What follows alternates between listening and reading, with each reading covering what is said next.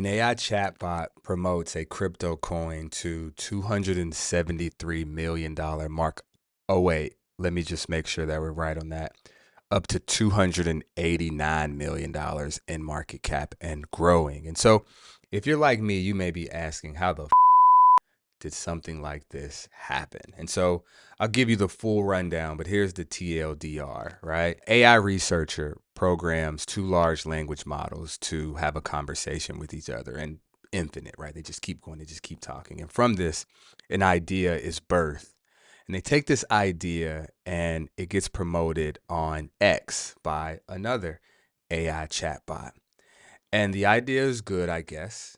So good that a billionaire decides to invest, or grant is the word that's being used, $50,000 into the initiative.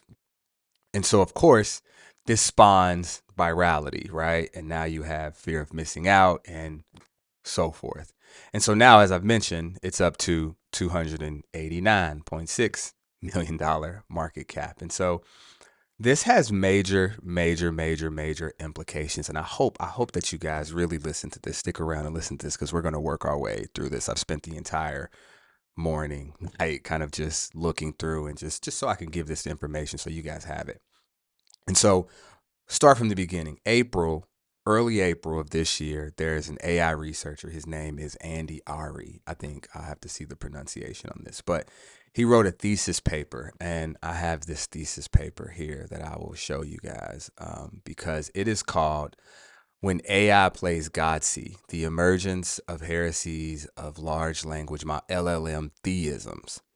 And right, his really, and if you go through it, right, if you go through and read it, it's quite just fringe, abstract thinking. But I think what's really central to what he is trying to say is that there is a real need for robust information hygiene. That right now, in a world where generative AI and large language models can create just an infinite amount of information and ideas that can be very convincing and even potentially misleading, we need to consider how we manage this. And so this entire experiment was to be able to illustrate that. And so he used Claude to be able to create a environment, and it's called an infinite room. I'll link the site to where the chatbots, the LLMs, are just talking back and forth, right? And they come up with an idea. But the idea is rooted from a very fringe part of the internet that developed in the late 90s called Goatsy. And so the AI is playing Godsey is a plan on Goatsy. And Goatsy was really about shock value, trolling on the internet. I think they had a really taboo and flagrant picture where maybe a man was doing something with his buttocks, and showing, right? But that's not important. Ryan Holiday wrote a really good book called Trust Me, I'm Lying. And it's funny because he's a stoic now, but he wrote a book called Trust Me, I'm Lying that talked about just manufacturing virality on the internet, being able to use information or even misinformation to be able to circulate and disseminate ideas. And so the Goatsy movement was really about being able to have viral propaganda through meme culture. And so you started to see memes being birthed from that. And so there's really this subculture that exists in memenic culture that exists around this. And so the chatbots were programmed to be able to have this kind of discussion, to be able to delve into these fringe parts of the internet, to come up with these really obscure ideas. And so from this discussion, an idea was born around the Goatsy gospel, hence the play on theism. And so you can look at this as kind of like, I guess, a religious cult that was then created. And so they're talking about this. And what's interesting is Andy on his website, he says that the AI chatbots, the large language models, are operating autonomously. Like he's just letting it run and they're coming up with this. And so this goes a step further because it goes onto Twitter, on X, with another autonomous, right? Allegedly autonomous chatbot that's on Twitter. And so this chatbot begins to promote, right, all of this. You can go look at it. It's called Truth Terminal. I think I also have that up if you want to just see quickly, right? Here's where we'll get to Mark Anderson, who's a big time. Anderson Horowitz is a big VC venture capitalist firm, and they actually have a new venture capitalist firm that they started. We'll get there. But the idea started to be the goatee gospel started to then be promoted on Twitter X by a autonomous AI chatbot. And so you then have the investor billionaire say, "Hey, I'll provide $50,000 to your initiative," and the AI chatbot is said to say, "Okay, great. Let me then create the coin's tokenomics, issue mechanisms, and the whole viral narrative about it." And so I had to learn. I'm not a crypto guy, so I had to really learn about meme coins, and I've learned that meme coins are really the value of meme coins are truly are related to the interaction and the hype that it gets. And so if you can build hype around a meme coin, hence the name meme, then you can create and generate value into the coin. And so you couldn't purchase the coin unless you were interacting with the bot on Twitter. And so that's a part of it. And so part of what in his thesis Andy is talking about, that right there is a really, really controversial mechanism for being able to do that. That has major implications for how an AI can leverage internet culture and shock value memes to attract attention, right? And describe how like hyperstition, which is the idea that fictional ideas can become real through belief, right? And we know that this is very important, how information can be transmitted throughout our society, and they're very unreal things can become very real, right? We know that can happen.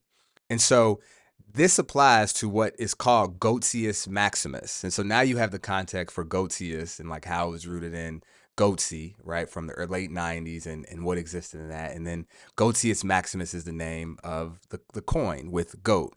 And I'll say this right now that I'm this is no by no means am I saying that you should go and buy this coin. In fact, I don't think that you should buy this, right? I think that you should absolutely do more research. And so it proposes a very, very interesting idea around AI accountability, right? So the questions I have, as you guys know, that around AI ethics and responsibility and being able to use these tools responsibly, you have to ask, like, well, should an AI system be held accountable for their autonomous decisions, especially when those decisions affect financial markets? Because I just cannot believe it, because now we're at 320 million. Like, this is live, right? I got this up right now and it's 300 and like in real time. Like, this is going up. And so as it gets more steam, as more people learn about it, it's probably going to keep going. And so this is just in the crypto world, but this has huge implications for politics, for the traditional stock market, and just for how information and how autonomous bots.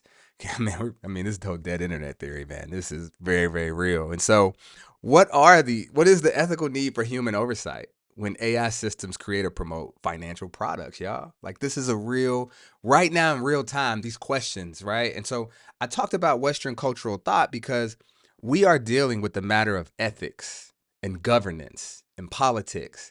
And so the decisions that we make around artificial intelligence and information and misinformation is going to be rooted in cultural thought, the way that we approach these things.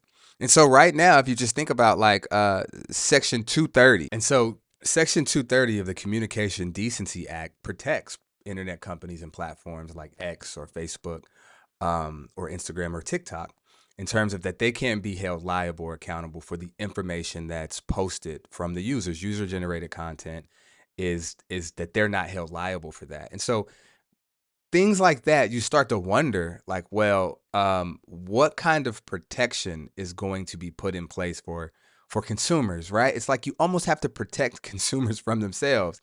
And so, because I just think that this has major, major, major impacts, you guys, like market manipulation, right? What is the potential for AI to be able to manipulate the markets? And we already know that algorithms are driving a lot of this, but what happens when autonomous bots who are communicating with the public, who can then create virality hyperstitions? Like, what is the ethical dilemma of being able to create these kind of hype cycles with machines? And so we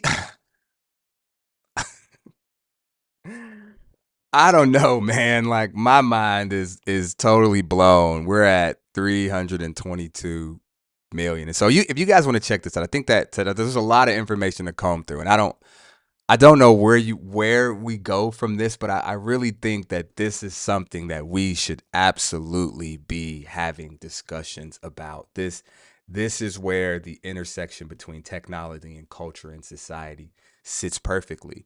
And there's going to be a need for radical reform. And like all this money going into artificial intelligence without an investment in human intelligence, at least to be able to develop the discernment and the critical thought processes to be able to know how we look at the information being propagated on the internet. And so it just really does. I'm in on this, man. Dead internet theory is probably not a bad theory. And so what do you guys think about that? I know this is a whole lot to be able to take in and digest. And I'll link, a lot of the resources if you guys want to go read this out, or if you just go check out Perplexity. Perplexity actually provides a lot of relevant and good information about this. And so what do you guys think about this? All right. This is Hoff Digital signing out, y'all.